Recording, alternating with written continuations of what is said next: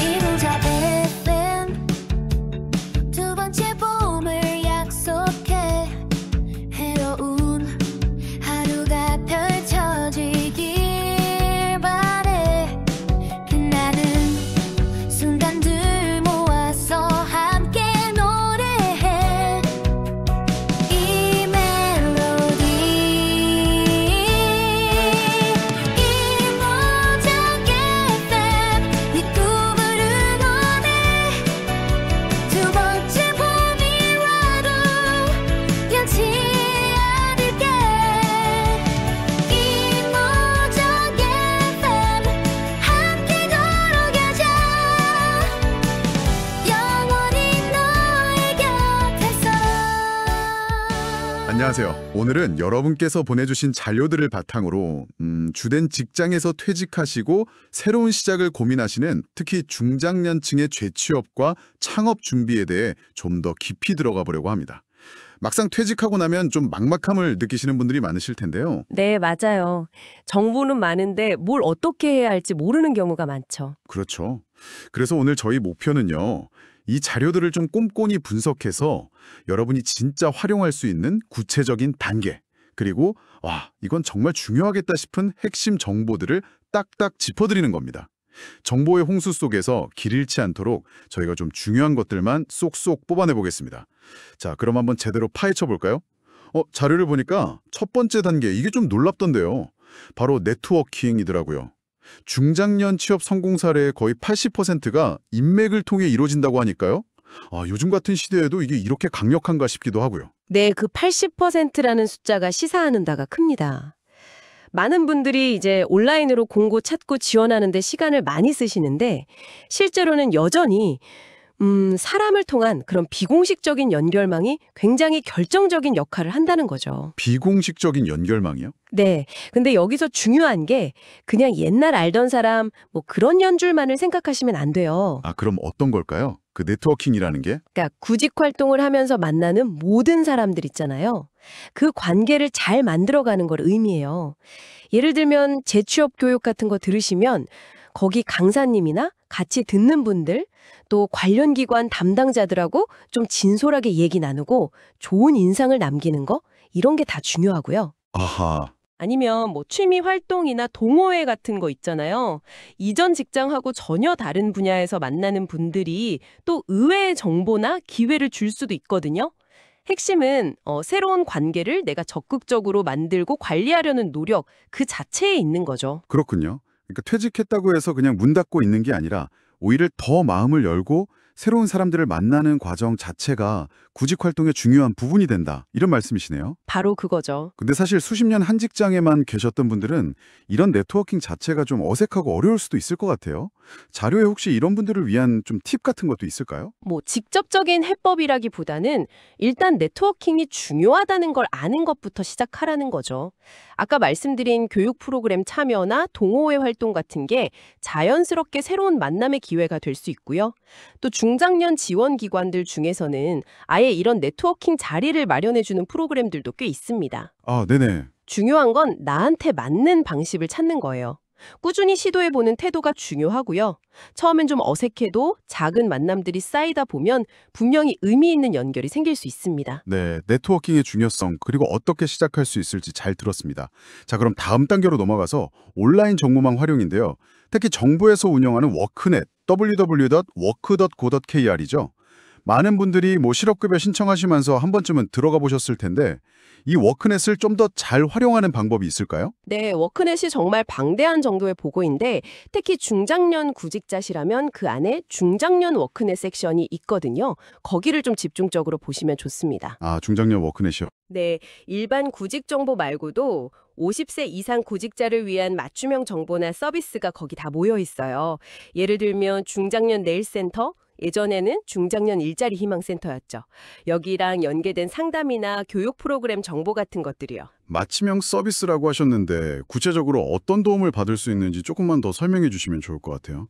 예를 들어 생애 경력 설계 서비스나 전직 지원 서비스 이런 거는 이름만 들어서는 좀 막연하거든요. 네, 좋은 질문이신데요. 생애 경력 설계 서비스는 말 그대로 퇴직 후에 남은 인생이란 경력을 어떻게 다시 그릴지 전문가하고 같이 계획하는 거예요.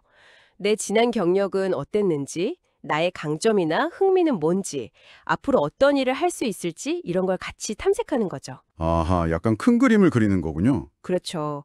그리고 전직 지원 서비스는 좀 더 실질적인 재취업 기술에 초점을 맞춥니다. 이력서 어떻게 써야 하는지, 면접은 어떻게 봐야 하는지, 구직 정보는 어디서 찾아야 하는지 이런 것들을 좀 체계적으로 도와주는 거죠. 또 신중년 경력형 일자리 사업 같은 것도 있는데요. 이건 공공 분야나 사회 서비스 쪽에서 중장년의 경력을 살릴 수 있는 일자리를 찾아서 연결해주는 프로그램이에요. 아, 단순히 일자리 매칭만 하는 게 아니네요. 네, 그렇죠. 내 경력을 사회에 다시 기여할 기회를 제공하기도 하고요. 그렇군요. 단순히 채용 공고만 보는 게 아니라 이런 서비스들을 알고 활용하는 것만으로도 구직 전략 짜는데 정말 큰 도움이 되겠어요. 근데 자료를 보니까 워크넷 말고도 다른 중요한 정보 채널들이 또 있더라고요. 특히 서울 사시는 분들은 서울시 50플러스 포털, 여기를 주목해야 할 것 같은데 이 포털은 어떤 점이 다른가요? 아, 네. 서울시 50플러스 포털은 서울시가 이제 50세 이상 시민들의 인생제 설계를 정말 종합적으로 지원하려고 만든 곳이에요. 워크넷이 전국 단위의 고용정보 중심이라면 50플러스 포털은 일자리 정보는 물론이고 상담, 교육, 또 뭐 자원봉사나 커뮤니티 활동 같은 비경제활동 영역까지 다 아우릅니다. 아, 훨씬 넓네요. 네. 생애 전환기에 필요한 여러 정보와 기회를 그냥 한 곳에서 다 볼 수 있는 그런 허브 역할을 하는 거죠. 그 포털 안에 재취업을 위한 모든 것 2021이라는 자료가 소개되어 있던데 이름이 아주 거창해요. 어떤 내용이 들어있길래 그런가요? 하하, 네, 이름값을 합니다. 정말 방대한 정보를 아주 체계적으로 정리해놨어요. 그냥 기관 이름만 쭉 나열한 게 아니고요. 재취업 과정을 단계별로 지원하는 정보들을 딱 묶어서 제공하거든요. 예를 들면 맨 처음에 도움받을 수 있는 종합 취업 지원 기관들, 뭐 중장년 내일 센터나 고령자인재은행 같은 곳들 정보가 있고요. 또 여성 구직자분들을 위한 정보. 아, 여성 구직자 정보도 따로 있군요. 네.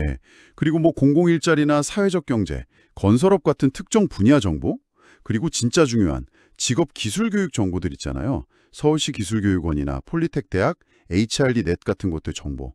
거기에다가 정부 지원 사업, 뭐 국민 취업 지원 제도나 국민 내일 배움 카드 같은 것까지 그냥 싹 다 모아놨어요.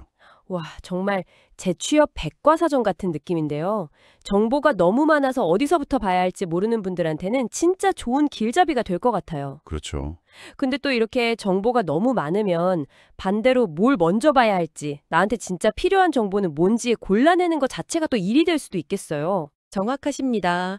그래서 이런 포털이나 워크넷 같은 사이트를 볼 때는요, 그냥 정보 수집 자체에 너무 빠지기보다는 지금 내 상황이 어떻고 내 목표는 뭐지? 이걸 먼저 생각하고 거기에 맞춰서 필요한 정보를 걸러내는 능력이 중요해요. 필터링이 중요하군요. 네.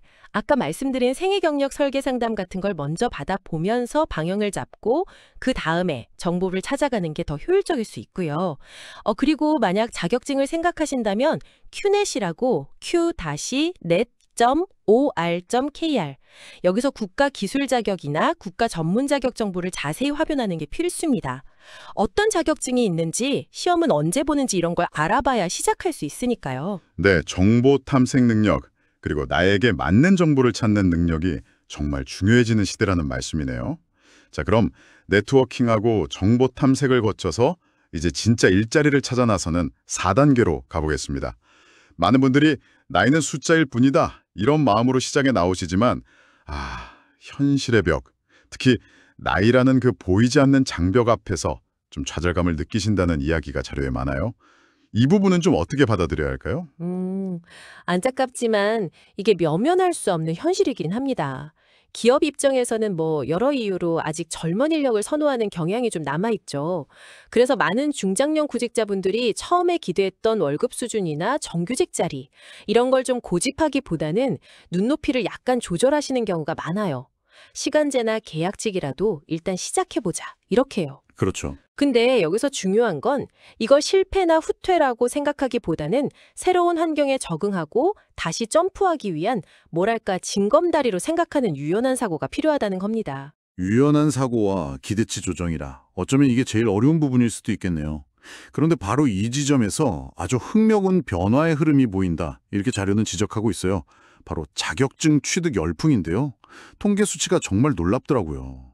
네, 맞아요. 한국산업인력공단 자료를 보면 최근 5년 사이에 50세 이상 국가기술 자격 취득자 수가 무려 88%나 늘었습니다. 88%요? 와, 네, 전체 연령대 중에서 그냥 압도적으로 높은 증가율이에요. 40대도 한 27% 정도 늘었고요. 이 숫자는 중장년층이 그냥 옛날 경력에만 기대는 게 아니라 이 변화하는 노동시장에 적응하려고 정말 적극적으로 새로운 기술과 지식을 배우려고 노력하고 있다는 아주 강력한 증거죠. 88% 증가라니 정말 대단한 변화인데요. 그 이유를 단순히 채용할 때 우대해 주니까 이것만으로는 좀 부족할 것 같아요. 뭔가 더 깊은 이유가 있을까요? 물론 채용 시 우대, 이게 국가기술 자격의 한 80% 정도 해당되거든요. 이게 가장 직접적인 이유겠죠. 근데 그 이면을 보면 좀 복합적인 요인들이 있어요. 첫째는 기술 변화가 너무 빠르잖아요. 그러니까 옛날 경력만으로는 지금 필요한 직무 능력을 증명하기가 좀 어려워진 거예요. 자격증이 객관적인 능력 증명서 역할을 해주는 거죠. 아, 그렇죠. 객관적인 증거. 둘째는 평균 수명이 늘어나면서 은퇴하고 나서도 경제활동을 해야 하는 기간 자체가 길어졌잖아요. 새로운 기술을 배워서 제2, 제3의 직업을 갖는 게 거의 필수가 된 거죠. 그리고 셋째는 아까 잠깐 말씀드린 활동 찾기와도 연결되어 단순히 돈 버는 수단을 넘어서 새로운 분야에 도전하고 배우는 그 과정 자체에서 어떤 성취감이나 활력을 얻으려는 심리적인 요인도 꽤 크게 작용합니다. 듣고 보니 그렇네요. 자격증 취득이 그냥 스펙 쌓기가 아니라 중장년층의 어떤 적극적인 삶의 태도, 또 사회 변화에 대한 적응 노력을 보여주는 지표가 될 수도 있겠어요. 그럼 어떤 자격증들이 특히 인기가 많나요? 자료 보니까 지게차 운전 기능사, 건축기사, 한식조리 기능사, 전기기사, 토목기사 이런 기술 자격증들이 상위권에 있던데요. 네, 그런 현장에서 바로 쓸 수 있는 기술 관련 자격증들은 꾸준히 수요가 있습니다. 시설 관리나 운전, 조리 이런 분야는 상대적으로 나이 제한도 덜하고 또 경험이 중요하게 작용하기도 하고요. 네. 근데 기술 자격증 말고 다른 종류의 자격증 인기도 좀 주목할 만해요. 예를 들어 직업상담사, 사회복지사, 요양보호사 같은 돌봄이나 상담 관련 자격증들요. 그리고 숲해설가나 문화관광 해설사처럼 자신의 경험이나 지식을 활용해서 사회에 기여하고 사람들과 소통하는 활동, 이런 것과 관련된 자격증들도 인기가 높습니다. 아, 그런 쪽도 인기가 많군요. 네, 이건 단순히 경제적인 수입뿐만 아니라 사회적인 관계를 맺거나 보람을 느끼거나 자아 실현 같은 다양한 가치를 추구하는 중장년층의 욕구가 반영된 거라고 볼 수 있겠죠. 그렇군요. 일의 의미가 정말 다양해지고 있다는 증거네요. 이런 역량 강화를 위해서 실질적으로 도움받을 수 있는 곳으로 서울시 50플러스 재단의 직업 역량 강화 교육이나 특히 서울런 4050 프로젝트가 언급됐어요.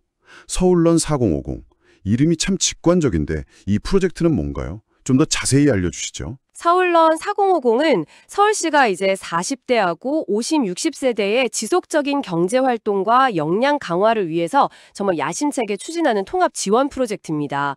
그냥 한 번 지원하고 끝나는 게 아니라 여러 부서나 기관의 정책들을 이렇게 연계해서 시너지를 내려고 하는 데 초점을 맞추고 있어요. 통합 지원이군요. 네, 크게 보면 5가지 분야로 구성되는데요. 첫째는 직업 역량 강화 교육이에요. 그냥 이론만 가르치는 게 아니라 실제 취업이나 창업으로 이어질 수 있는 실용적인 기술 교육, 특히 요즘 중요한 디지털 전환 시대에 꼭 필요한 역량 강화에 중점을 두고요. 디지털 역량 강화 정말 중요하죠. 다른 분야는요? 둘째는 이제 재취업이나 창업 같은 직접적인 일자리 지원이고요. 셋째가 방금 말씀드린 디지털 역량 강화 프로그램 운영. 넷째는 생애 설계나 노후 준비를 위한 상담, 교육 지원. 그리고 마지막 5째는 4050 세대가 좀 자유롭게 교류하고 배울 수 있는 전용 공간을 만드는 것까지 포함합니다. 말 그대로 4050 세대가 learn, 배우고 또 run, 달릴 수 있도록 종합적으로 지원하는 체계라고 보시면 돼요. 와, 굉장히 포괄적이면서도 체계적으로 접근하는 느낌이네요. 그럼 실제 일자리 지원 사업으로는 어떤 구체적인 예시들이 있을까요? 서울시 50플러스 재단에서 하는 사업들이 많다고 들었는데요. 네, 맞아요. 그 재단 웹사이트 들어가 보시면 지원 사업 메뉴가 있거든요. 거기 보면 정말 다양한 프로그램들이 연중 수시로 모집 공고가 올라와요.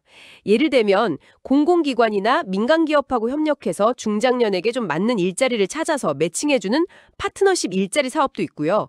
경력 전환을 원하는 분들을 위한 중장년 인턴십도 있고, 인턴십도 있군요. 네, 그리고 사회공헌 활동이랑 연계된 서울시 보람 일자리, 또 중장년층의 디지털 기기 활용 능력을 키워서 관련 분야 활동을 지원하는 디지털 이음단, 그리고 갑자기 퇴직하거나 이직하게 된 분들을 위한 전문적인 이직 지원 프로그램 같은 것들도 운영하고 있습니다. 와, 정말 다양하네요.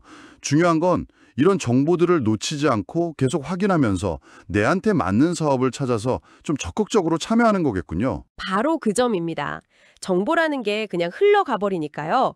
관심을 가지고 주기적으로 재단 웹사이트 같은 곳을 방문해서 새로운 기회를 딱 포착하는 노력이 필요합니다. 자, 지금까지 재취업을 중심으로 이야기를 풀어봤습니다. 그런데 또 다른 중요한 선택지, 바로 창업을 빼놓을 수 없겠죠. 특히 나만의 경험과 노하우를 살려서 새로운 도전을 꿈꾸는 분들이 많으실 텐데요. 자료에서는 중장년 창업에 대해서는 어떤 조언을 하고 있나요? 중장년 창업에서 가장 중요하게 생각해야 할 부분은 역시 리스크 관리입니다. 아무래도 재취업이랑은 다르게 실패했을 때 재정적으로나 심리적으로 타격이 클 수 있잖아요. 그렇죠. 부담이 크죠. 네. 그래서 너무 무리한 투자가 필요한 아이템보다는 좀 소자본이나 아예 무자본으로 시작할 수 있는 분야를 먼저 생각해 보라는 조언이 많아요.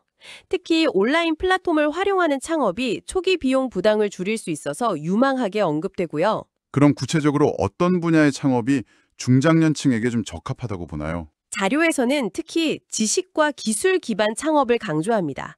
이게 뭐냐면 중장년층이 수십 년 동안 쌓아온 전문 지식이나 경험, 문제 해결 능력 같은 것들을 핵심 자산으로 삼아서 창업하는 모델이에요. 예를 들면 특정 분야 컨설팅이라든지 교육, 기술 자문, 전문 서비스 제공 같은 것들이 해당될 수 있죠. 다행히 이런 지식 기반 창업을 지원하는 기관이나 프로그램도 상당히 많습니다. 지원 기관이 많다고요? 어떤 곳들이 있을까요? 정부 차원하고 서울시 차원으로 좀 나눠볼 수 있을 것 같은데요. 네. 정부 차원에서는 창업진흥원에서 운영하는 K-스타트업 포털 www.kstartup.go.kr 여기가 대표적이에요. 여기에 예비 창업 패키지, 초기 창업 패키지 같은 다양한 지원 사업 정보가 다 모여 있고요. 특히 중장년 기술창업센터라는 곳이 있는데 여긴 만 40세 이상 예비 창업자나 창업한 지 3년 안 된 분들을 대상으로 사무 공간이나 교육, 멘토링 같은 걸 지원해 줍니다. 아, 중장년 특화센터도 있군요. 네. 그리고 중소벤처기업진흥공단, 기술보증기금 같은 곳에서도 창업자금 융자나 보증 지원을 받을 수 있고요. 서울시 차원에서는 어떤 곳들이 있나요? 서울시에서는 서울산업진흥원, SBA라고 하죠. 여기가 핵심적인 역할을 합니다.